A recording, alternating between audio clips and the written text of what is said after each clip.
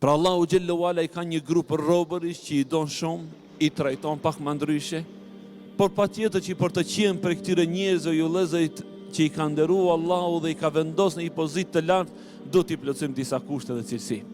E para e tyre dhe shumë e çuditshme, thonte hoxha jon Sheikh Yahya, që Allahu xhallahu ala prej cilësive të robërve të sinqertë Allahu nuk e përmendi namazin e natës fillimisht, as nuk I përmendi agjërimin e të hanave dhe të enteve, e as nuk e përmendi zeqatin dhe haxhin, por tha wa ibadur rahman alladhina yamshuna ala al-ardi hauna, robërit e Rahmanit janë ata që kur ecin në tokë, ecin me modesti.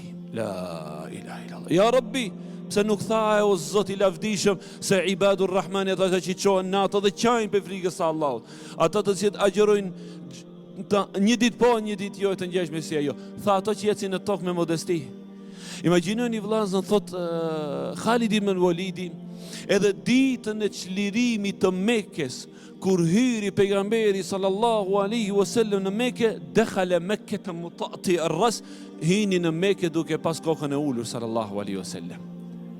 Edhe pse ishte momente ju vëllezërit e mi që koka në këtë rast do ishte të mbahet lart, se hije në shtëpinë e Allahu xhallahu ala, çlirimtar mbas shumë viteve, ai në Mekë duke pas kokën e ulur sallallahu rabbi selam alaihi.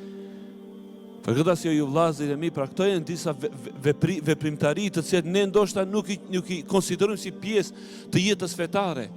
Ndoshta ne mendojmë se devotshmëria e vetme është vetëm në disa çështje të caktuara. Jo, Rabbul Alamin të ndalu, ka qasje tjera, ka këndvështrime tjera. Yamshuna ala al-ardi hauna, ecin në tokë me përulje, me modesti, la ilaha illallah.